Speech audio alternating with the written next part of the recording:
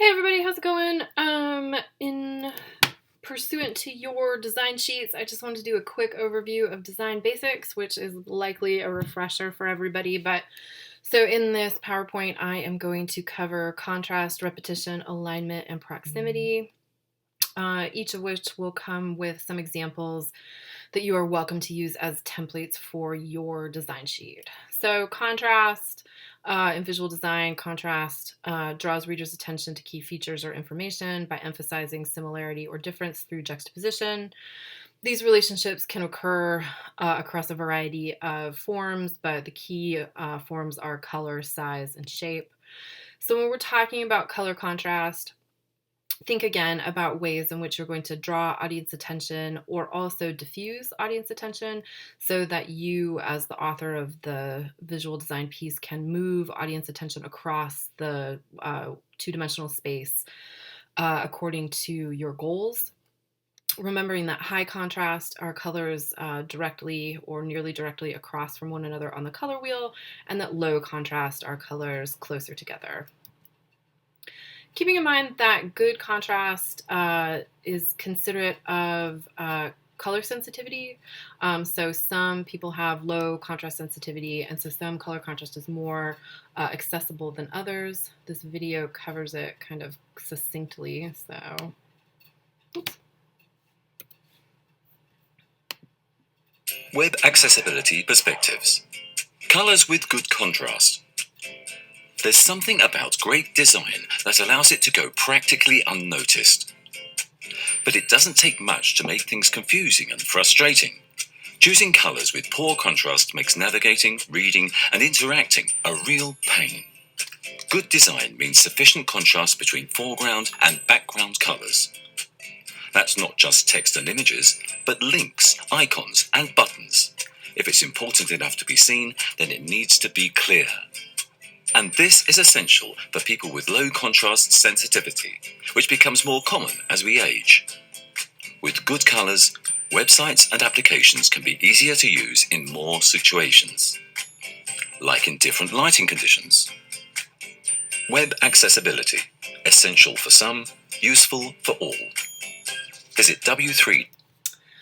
Okay, so in addition to color, you want to think about size contrast. And so size contrast is something that you're going to come across not only in deliberately designed, like graphic design, but also in page layout. So just keep in mind there's a certain expectation that page layout in reports and essays that you write for your class, that somehow the design is transparent. That's not true. So to what extent can you use, even in the most like ostensibly undesigned of spaces, headings, paragraph, subheadings, and then also paragraph text, right? Finally, shape contrast.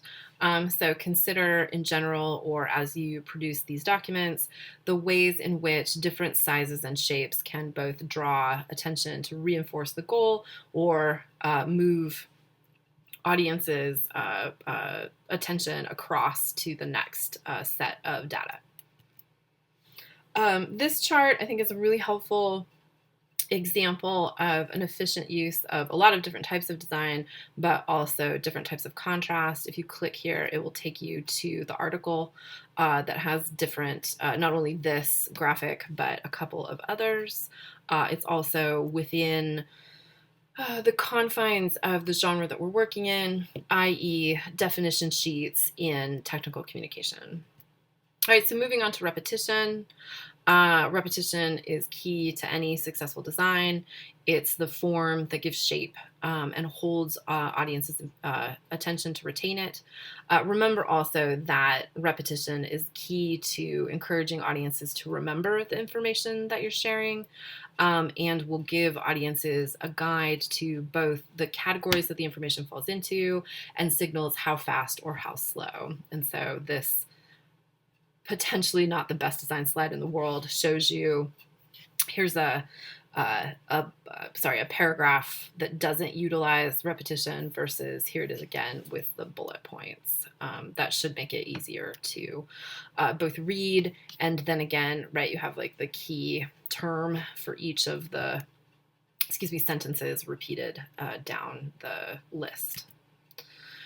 This image from the plastic recycling library does, I think is a pretty successful job of different types of repetition, right? So color, type, size, scale, etc. This might be some like a template that you might want to employ in your definition sheet. Okay, so moving on to alignment. Alignment dictates where information is placed relative to what are actually the invisible rows and columns that most design programs and designers use to lay out their designs.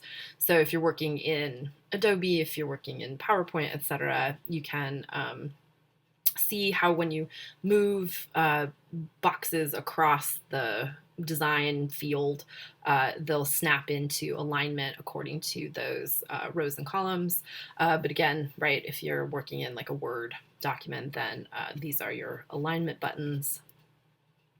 Finally, if you think about the ways in which where a thing is located on the page contributes to its meaning, you can look no further than centering a title. So alerts audiences to the ways in which that bit of text is a title. This image from Resource Media, I think, uses alignment pretty well because it allows the reader to move through the image according to their own choice, as opposed to the ways in which the designer has dictated it. So if I want to start, for example, with the centerline text in the background, I'm welcome to do so. And because there is this key up in front, I know, sorry, I know it's a little light, that the 2 means water, right? All right, so proximity explains why audiences are more likely to engage with your work if you group things of the same type together. So proximity, or the grouping of like things, also dictates engaging use of empty space, right? So often you'll hear in intro to design seminars that even though it seems as if you want to utilize the whole of the space, to what extent can negative space reinforce the thematic goals of the document and also engage audiences and then dictate where they look? This is a very famous type of example. If we were in class, I would say, which of the 2 cards do you prefer and why? Typically, students will suggest that Joe's graphics on this side is preferable to the Joe's graphics on this side because of the ways in which the information is grouped together, right? So you have contact information here and then the material address here. And so that's just a single example of proximity.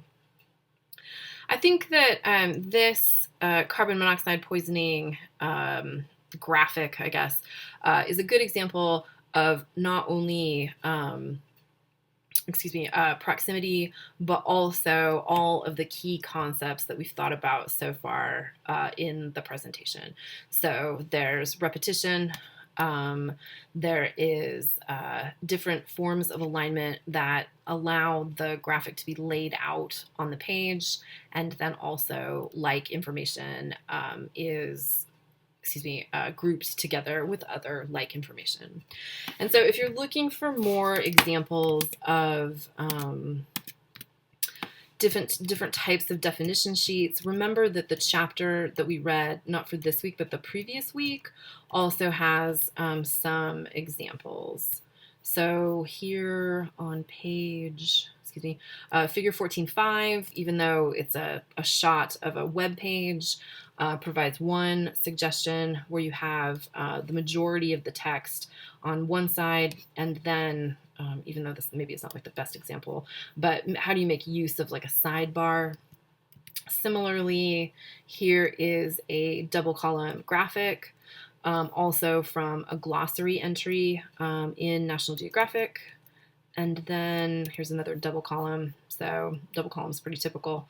And again, right, here's, heading, paragraph level text, the list that performs a certain type of repetition, color contrast between the bold face type and the single face type, and then the illustration in the side. And then lastly, there's another of these similar to that graphic on carbon monoxide poisoning here. And again, this graphic from the textbook is also a good example of a type of layout that you might want to use for your definition sheet. So I will load the slide deck into Canvas along with this video, and then just let me know if you have any questions. Thanks so much.